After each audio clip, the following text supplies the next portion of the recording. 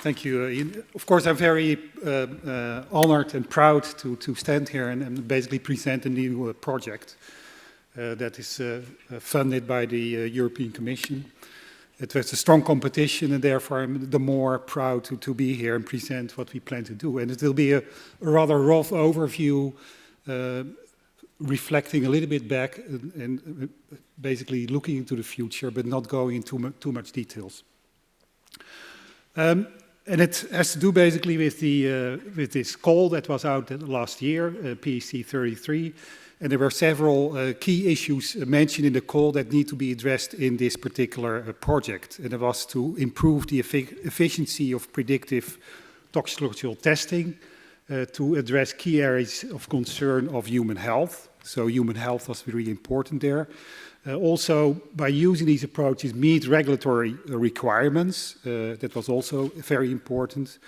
But also move more into science, so understand complex biological pathways of toxicological relevance. So really new science that will help to find the answers that we need for the future. Now, for moving on to the human situation, we also need to identify early biomarkers so that we can bridge basically our findings in these alternative assays also to a human situation. And we had to develop there more routine non-animal approaches for toxicity testing. Actually, in our project, we will only use in vitro assays. We will not use animals in our project. In this context of understanding these pathways, we also need to do further testing on the hypothesis. So are these mechanisms actually really the mechanisms that act in toxicity? So based on these requirements, we actually developed a project, and the name of the project is EU-ToxRisk. You already heard the name a few times, but it basically stands for an integrated European flagship program driving mechanism-based toxicity testing and risk assessment for the 21st century. So in the title, you already see that it entails several things. It's mechanism-based, but also risk assessment. And the 21st century, of course, also links to our US partners, where we really want to collaborate stronger in the future. Now, the project will start 1st of January, so it will be a nice continuation of the third project, actually. Now, if you think about flagships, and we've seen a small flagship in one of the presentations before, you can think about very old flagship, very nice ships, but most likely this ship already is at the bottom of the ocean. So that won't work for us, of course. You can think of flagships that are still out there that are used for training. And this is maybe what you can view as an old flagship, the old toxicology. People are trained still in old toxicology. The third project, maybe it is flagship. It's a more modern flagship. It seems relaxed. You go to far places maybe.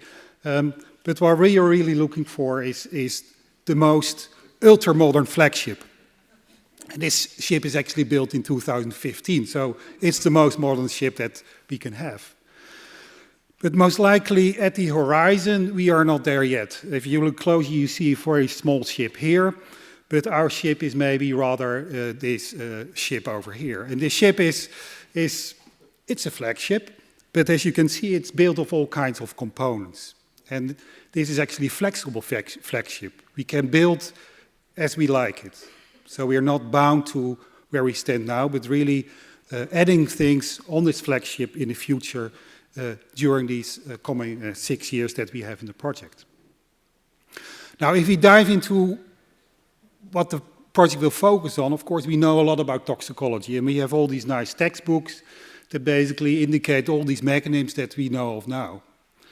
And even with the knowledge that we have now, we have not been able to include all this information in alternative animal testing strategies for risk assessment. And that's one of the aims that we would like to do in this project. But we need focus there, because 30 million is not going to solve it all in these 6 years. It's just a start. So we need focus.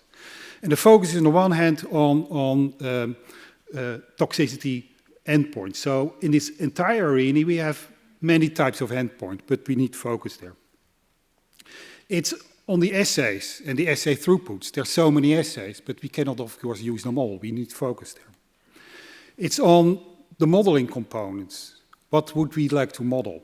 And how will we use the systems biology modeling approaches? How will we integrate it in the project? And further, what we need to do is not understand animal toxicity, but really human toxicity. So we need to cover the human relevance in this project. So in this context, within the project, we had to make some choices. And the choices that we actually made were, first of all, we will work on only human cells.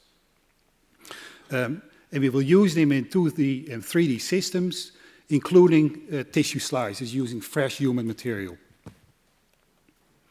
The other thing is that we will use methods using high throughput and high content imaging, so that's really fast, but also organ-on-a-chip models, and those are not so fast. So we have to basically define how we will use the models and to see what they're fit for, and I'll come back to that in a minute. We will not use thousands of compounds, like is done in the US, but we will focus on several hundred chemicals, so that we can test multiple types of models in vitro. We will take on the legacy of SURD1 and follow the concept of the case studies.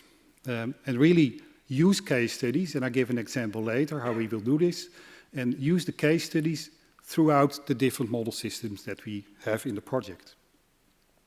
We will also use omics data and connect this to the classical endpoints and see how those omics changes are connected to biological outcome in the end. We will include adverse outcome pathways and use them as a guidance for biological read across. We use computational toxicology, including all capturing of the information in databases, and all those data should be legacy data in 5 to 6 years' time as well. Finally, and that has been missing for a large part, what we need is also this toxicokinetics. So a large component of the project will be focusing on including the toxicokinetics information to this more hazard identification, because that's really needed in the risk assessment. And to connect these two, we need the PBK modeling combined with multi-scale hazard modeling. So this will in the end be important for the risk assessment. Now, as already mentioned, and we are here for SURD1 and not for this particular project. And in SURD1, but not only SURD1, we also heard some other project named today. There has been so much data generated, so much models being generated. So we will, of course, build on all this legacy data, all this legacy information from SURD1, but also other FP7 programs, as well as IMI programs. And partners within the project have been part of all these projects mentioned here. So that ensures that we will take on this legacy information and expertise in the current project so that we will not start from scratch. As a focus area, we will focus on repeat dose toxicity, where SURD1 has largely focused on liver. Some work has been going on the kidney, but we will include now all these 4 target organs. But also we will now include developmental and reproduction toxicity, because that's also a very important component for risk assessment. So the partners in the project, so it's a 30 million euro project. About 28 is coming from the Commission. Another 2 million is unfortunately for the Swiss government, coming from the Swiss government. But we have 38 European partners, 1 US partner. The partners are from academia, from research institute, small, medium enterprises, large industries, but importantly, also the regulators are involved in the project. So they are part of developing basically these tools so that we can bring them into the risk assessment. Furthermore, we will collaborate strongly with US. This will be our most important partner, but also with Japan, China, India, and Latin America. Now, all the expertises that are required to reach these steps that we are aiming for, they are part in the project. So this contains all the different test model systems, data storage, translation, modeling, toxicokinetics, high-throughput models, omics approaches, and importantly also the stakeholders are critically involved in this particular project.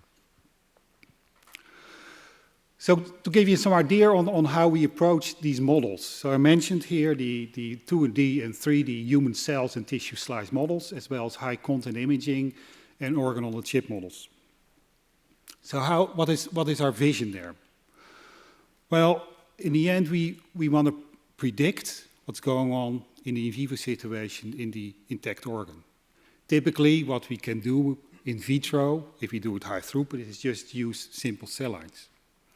Luckily, in our project, we have various partners that have been developing assays and model systems that maybe can bridge the gap between these simple cell lines and these liver cell systems, where we can culture cell lines in 3D systems. We can use primary cell types, for example, human hepatocytes, in 2D or in 3D.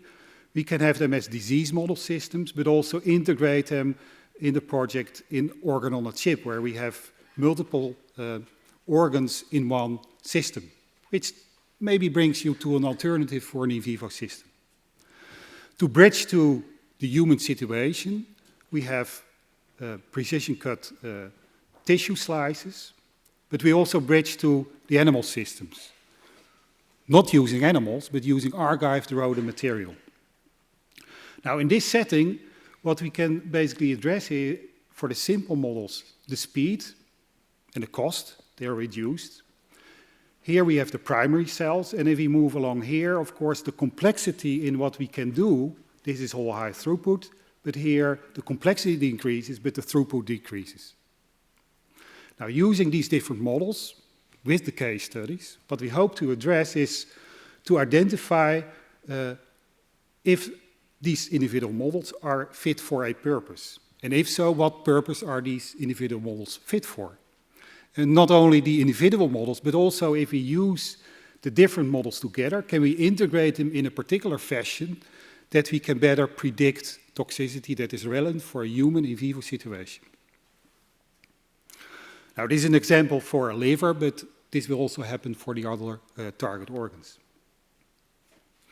Another important component are the case studies. And the case studies, they were originally developed in CERT1, so you can see this as a legacy from CERT1 into our project. Now, in our concept, in our project, we think of these case studies in a particular way. So if you look at the chemicals, you can see chemicals that are grouped where you would say, well, we have chemicals where we have some information about mode of action, or where there would be a shared key event if you talk about adverse outcome pathways. But there are many of them where we actually have no information whatsoever. On the other axis, we have similarities between chemicals. So there may be chemicals where we can group them together because they're similar in structure. But there are many chemicals, of course, that are not similar in structure. So in fact, we could define different case studies where we have so-called case 1 type studies where we have information of mode of action and we have similar structures. Case 2, we have no information of mode of action, but we have similar structures. The ultimate case is the ab initio case studies where we don't know anything, and those will be most of the case studies for new chemical entities or for those chemicals that have not been tested so far. We have no information. So what we will do in the project, we will basically define different case studies and run them through the models that we have in our project. And learn how we can basically use the different models in approaches to do some risk assessment. And eventually test these approaches using project industry case studies, where we really take the case studies from the industry, move them through our approaches and see if we can actually predict correctly this risk. Now, importantly, these case studies, in the end, the driver of the project is risk assessment. That's what, in the end, we should be able to do with all the models that we have developed. Now, in here we have basically two angles for this. We have the toxicokinetics angle, where we take all the information about concentrations, exposures, etc. We take that information from all the studies. The next level, we have the hazard information, where we have all the cell models, where we measure the toxicity, the omics, the endpoints, and capture the information, all in those responses. And together use this information to get to a strategy to do some risk assessment. Finally, we will include their exposure scenarios, but also human variability, so that we also include uncertainties that are out there in these risk assessment strategies. So where we do stand now as a project? Well, we have the design. You know, we have this box to build this flagship, and we have all the components in this box. And the trick is now to, as soon as possible, start building this flagship. And of course, with all the information and legacy data that we have, we will be able to hopefully in the first year already build this flagship. What the future need to do, of course, is make sure that we have a strong steering of this entire process. Yeah? Now, the way we will do this in the project is basically work along two working groups. One working group is focused on the repeat dose toxicity, and the other working group is focused on the developmental and reprotox area. And the idea is that in the context of this entire set of cell systems that we have, that the working groups will define the case studies, select the chemicals, define the concentrations, and basically select the test studies that are required to perform these case studies.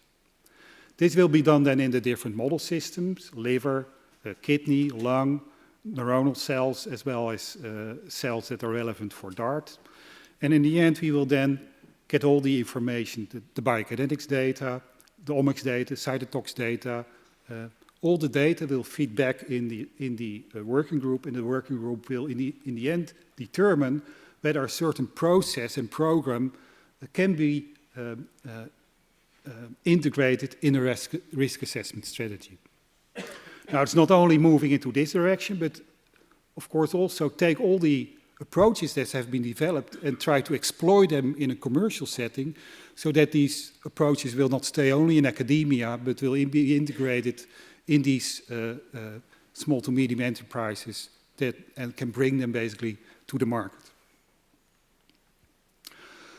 So we're left with this flagship, and you can pick your own flagship that you like, and maybe you like the old school, or we should move on to the new school.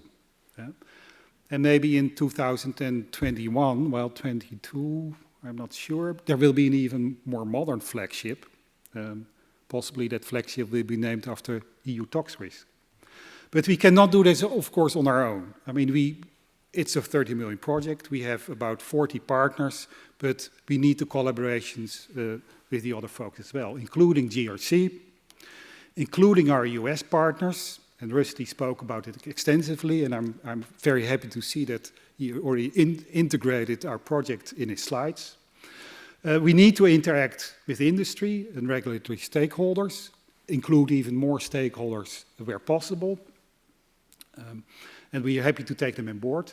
Also interact with other safety sciences projects that have been funded by the European Commission. It's not only our project, but in the nanoscience area, in the mixture area, there are also other projects as well.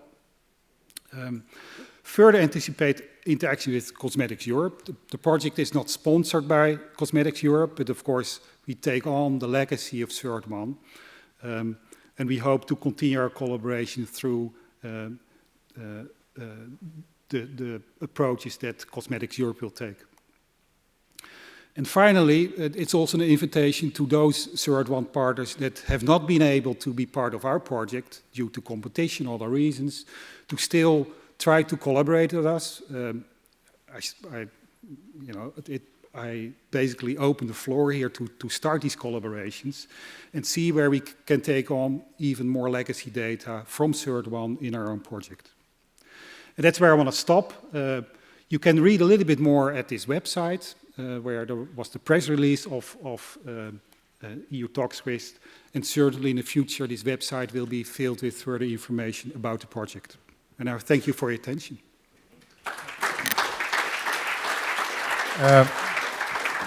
We've got time for one or two burning questions in the hall around this. Yeah.